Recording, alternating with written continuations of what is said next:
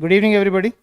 सभी को नमस्कार, राम राम, सत श्री अकाल, अस्सलाम वालेकुम, राधे राधे, जय श्री कृष्ण। तो प्यारे बच्चों, आपको जैसे कि मैं पिछली होली से पहले इस होली से पहले काफ़ी सारी वीडियोस शॉर्ट क्लिप में देता रहा हूँ।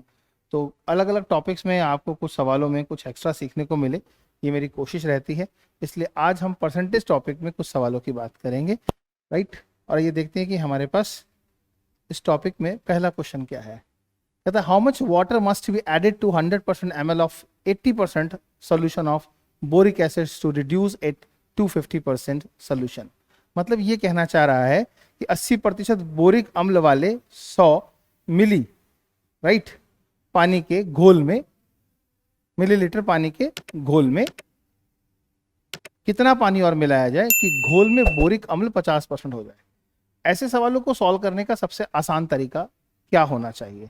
आप देखेंगे कि आपके पास जो क्वांटिटी ऑलरेडी है दैट इज 100 ml। अब आपको कोशिश करनी है कि ये जो क्वांटिटी है ये कहीं ना कहीं 100 ml से ज़्यादा होगी पानी मिलाने से, तो ये किस लेवल पर पहुंच जानी चाहिए। बहुत आसान तरीका है, 80% को आपने 50% में बदलना है। तो कुछ मत करो, आप 80% ऊपर लिखो और 50 नीचे लिखो। इससे बेस्ट और इससे आसान तरीका है ही नहीं। यदि आप इसे सॉल्व करते हैं तो 5 से काटते हैं और ये आता है 20, यानी कि 8 दूनी 16। मीन्स आपका जो मिक्सचर है वो 160 ml का होना चाहिए, जबकि फिलहाल आपके पास जो मिक्सचर था वो 100 ml का था। तो आप कह सकते हैं मात्र 60 ml वाटर अगर आप इसमें मिला देते हैं तो आपका प्रॉब्लम सॉल्व हो जाता है। अगर मैं कहूं कि इसे लोग इस क्वेश्चन को सॉल्व कैसे करते हैं, तो उनका तरीका क्या रहता है सॉल्व करने का। वो 100 ml में सबसे पहले 80% कैलकुलेट करते हैं, जो कि 80 है, 80 ml है। फिर ये महसूस करते हैं 80 ml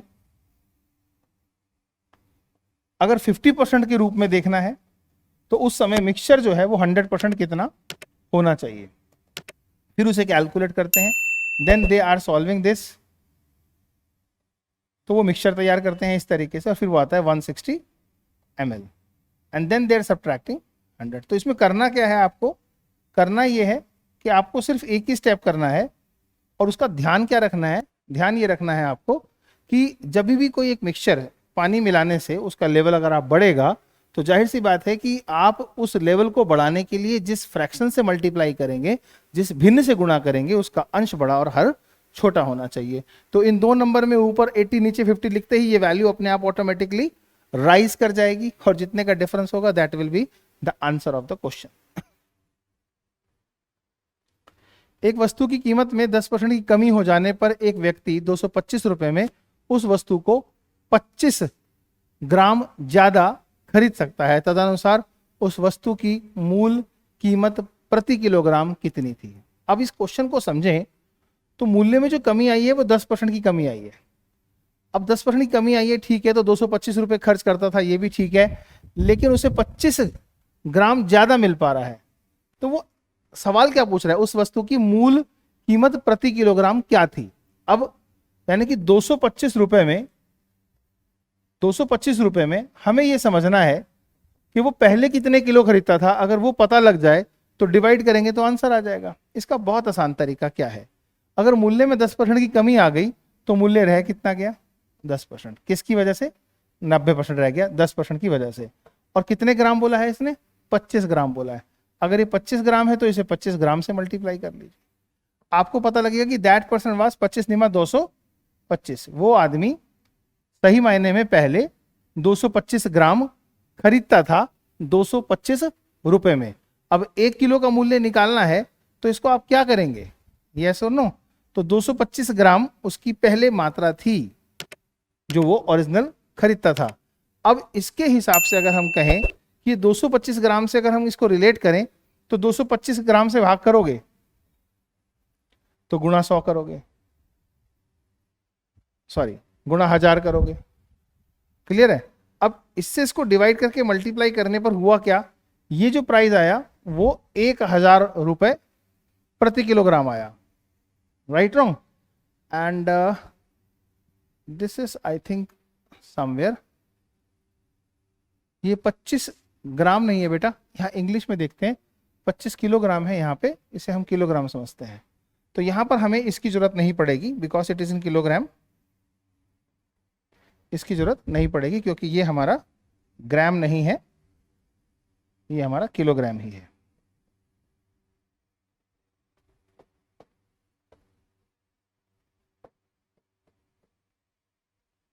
राइट क्योंकि इंग्लिश में किलोग्राम है तो आंसर अकॉर्डिंग टू दैट, इसको 225 किलोग्राम खरीद पा रहा था मतलब वो पहले, तो आंसर आ गया 1 रुपए प्रति kilogram and that is the answer first. बहुत बहुत आसान और बेस्ट तरीके हैं ये क्वेश्चन को सॉल्व करने के जो थोड़े से टफ रहते हैं। चावल की कीमत में 20% की कमी हो जाने पर एक ग्राहक 800 रुपए में 12.5 किलोग्राम चावल अधिक खरीद पाता है। देखो फिर कमी हो गई है, अब कितने रुपए खर्च करता है? 800 रुपए। पूछ रहा है तदनुसार चावल की मूल कीमत प्रति किलोग्राम कितनी थी, क्योंकि 2.5 किलोग्राम का फर्क आया है, सॉरी 12.5 किलोग्राम का फर्क आया है, तो आप लिखो इसे 12.5 किलोग्राम। क्या हुआ? 20% कम हो गई तो रह कितनी गई? 80। इससे बेस्ट और आसान तरीका कुछ नहीं है, इसको इससे मल्टीप्लाई करेंगे तो यह आएगा 50 किलोग्राम। अब एक आदमी 50 किलोग्राम खरीद रहा है कितने में? 800 में। तो जब आप इसे 50 किलोग्राम से भाग करेंगे तो आपका जो आंसर आएगा वो 16 रुपए प्रति किलोग्राम का मूल्य आएगा। And this is the best way to find out the answer of such question. और देखते हैं सेल्फ बी में जितनी पुस्तकें हैं सेल्फ ए में उसकी 4/5 है। अब देखो जो बी में है राइट, उसमें सेल्फ ए में उसकी 4/5 है। तो अगर ए में और बी की हम बात करें और क्वांटिटी की बात करें तो मान लेते हैं कि ये 400 है और ये 500 है राइट। तो बी में जितनी पुस्तकें हैं सेल्फ ए में उसकी 4/5 है, तो इसका मतलब है ए में कम है और बी में ज्यादा है। 100 क्यों माना? क्योंकि परसेंटेज में कैलकुलेशन करनी है। यदि ए की 25% पुस्तकें बी में अंतरित कर दिया मतलब शिफ्ट कर दी जाए तो इसकी 25% पुस्तकें क्या होंगी? 100 होंगी। अगर इसमें से यहां से निकल गई तो ये यहां आ गई, इसमें ऐड कर दी तो कितनी हो गई? 600 हो गई। ठीक है जी। और फिर बी में से 25% पुस्तकें ए में अंतरित कर दिया है, अब इसका 25% क्या होगा? 150 होगा जो इसमें ऐड हो जाएगा। तो ये क्या हो गया जी? ये हो गया 450 और ये भी हो गया 450। तब क्या कह रहा है? तो ए में पुस्तकों की कुल संख्या का प्रतिशत क्या होगा? अब जो कुल संख्या है उसमें ए का क्या होगा? जाहिर सी बात है ए में जो दिख रही हैं वो 450 है और कुल कितनी है? 900 है। तो 900 450 का क्या है? सिंपल है 50%। So answer is 50। एक और क्वेश्चन देखते हैं। एक क्लब में सदस्यों की औसतन आयु 30 वर्ष है, मतलब जो मेंबर्स हैं उनकी एवरेज एज 30 है। चलो मान लिया ठीक है। उनमें से पुरुष सदस्यों को थोड़ा अलग कर दिया और उनकी 34 है, जबकि महिलाओं की 26 है, यानी कि फीमेल आ गई तो 26 है। अगर मैं इसको देखें कि ये जो मिक्सचर लेवल बन रहा है इसमें इसका जो डिफरेंस है वो कितना है? 4, इसमें डिफरेंस 4, यानी कि दोनों के अंदर जो रेशियो है वो 1:1 है। अगर परसेंटेज की बात करें तो 50-50% बॉयज और गर्ल्स हैं, यानी कि मेल और फीमेल है। तदनुसार पुरुष सदस्यों की संख्या कितने प्रतिशत है? That is the answer is 50%। I hope ये जो सेशन है ये उन बच्चों के लिए है जिन्होंने परसेंटेज पहले पढ़ा हुआ है और वो क्वेश्चनों को थोड़ा सा आसान तरीके से सॉल्व करना चाहते हैं। लेकिन जिनको परसेंटेज पढ़ना है उनके लिए भी मैं क्लासेस लेके आऊंगा, how to understand the concept of percentage, basic चीजें। Right wrong? ओके। एक व्यक्ति ने ब्रांड ए की 4 कमीजें और ब्रांड बी की कुल कुछ और कमीजें का ऑर्डर किया। यानी कि जब उसने ए की खरीदी और बी की खरीदी तो ये 4 थी और ये पता नहीं कितनी थी, तो इसे एक्स मान लेते हैं। ब्रांड ए की कीमत कमीज का मूल्य ब्रांड बी से दुगना है, मतलब इसके जो ये तो हो गई क्वांटिटी और ये हो गया प्राइस। तो ये 2 है तो ये 1 है। ए की जो कीमत है वो दुगनी है बी से। ओके। माल आने पर पता चला कि दोनों ब्रांड आपस में एक्सचेंज हो गए, मतलब सही मायने में अगर यहां 8 + x खर्च हुआ था तो माल आने पर क्या हुआ? ये दोनों एक्सचेंज हो गए।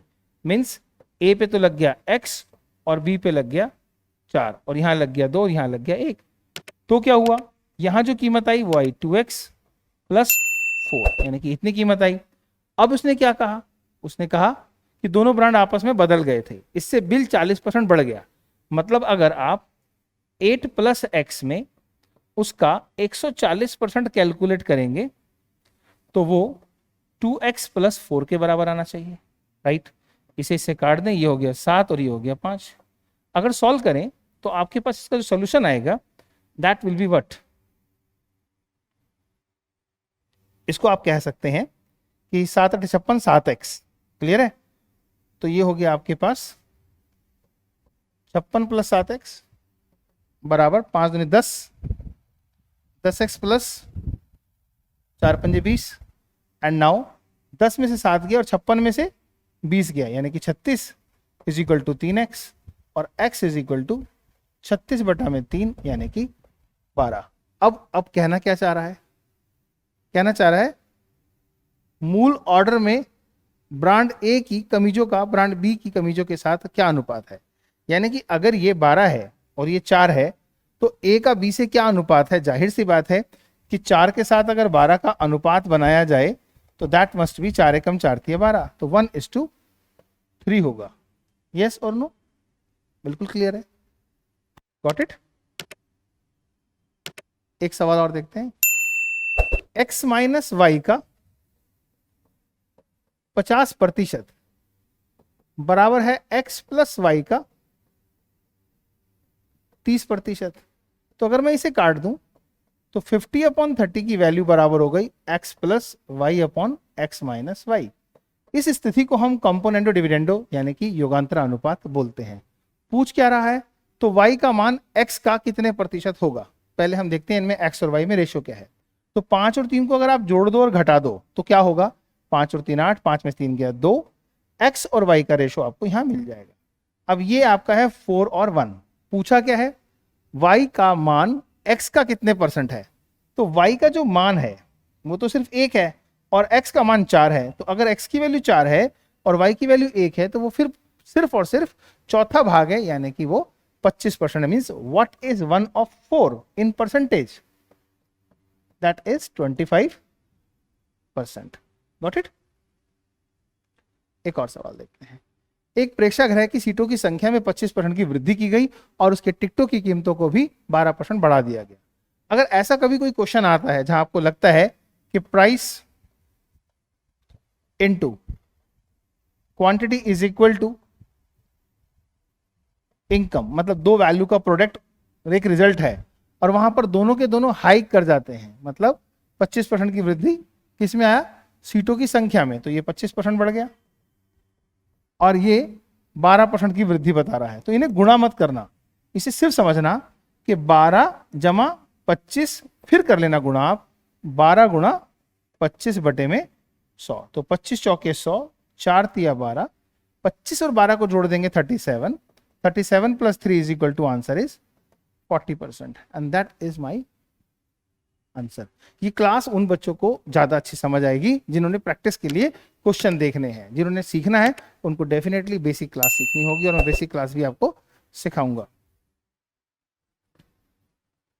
एक आयत में लंबाई में 10% की वृद्धि की गई और चौड़ाई में 10% की कमी, यानी कि लंबाई और चौड़ाई को गुणा करके आता है क्या, एरिया, यानी कि क्षेत्रफल। तो यहां एक में क्या किया गया, वृद्धि की गई 10% की, और एक में क्या किया, 10% की कमी। ऐसा करने से क्या हुआ होगा, इसका बहुत सिंपल सा तरीका, यही 10 माइनस 10 आपने कर लिया, उन दोनों को लिखा, और क्योंकि इन दोनों का प्रोडक्ट 10 गुणा 10 बटे में 100 होगा, ये कैंसिल, ये कैंसिल, ये cancel, the answer is 1% minus में मीन्स 1% डिक्रीज। एक और सवाल देखेंगे, छोटी छोटी श्रृंखलाएं मैं आपके लिए लेके आऊंगा क्वेश्चनों की और आपको बहुत मजा आएगा। एक परीक्षा में 80% छात्र अंग्रेजी में उत्तीर्ण हुए और 85% छात्र गणित में उत्तीर्ण हुए। इसे आप बेसिकली बोल सकते हैं it's a set theory problem. उत्तीर्ण होने वालों को अगर हम दो पार्ट्स में डिवाइड करें,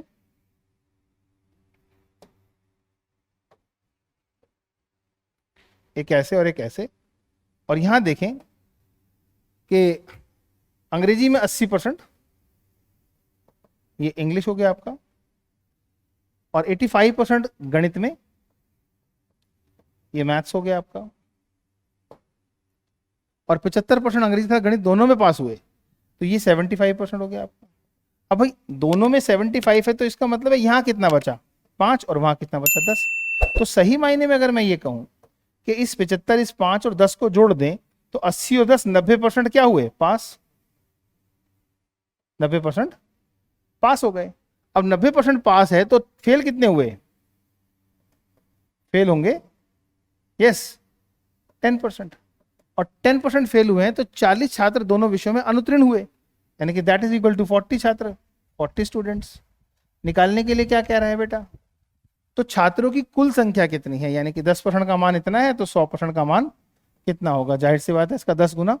तो आपके कुल छात्रों की संख्या होनी चाहिए दैट इज 400। आई होप समझ आया होगा। तो ये जो 10 क्वेश्चन थे ये कहीं ना कहीं आपको जब आप एग्जाम देखेंगे तो प्रीवियस ईयर के पेपरों में आपको दिखाई देंगे। ऐसे ही कई सवालों के लिए आप लोग मेरी वीडियोस देख सकते हैं करियर एंड कंपटीशन पे। Thank you, bye, take care, God bless you.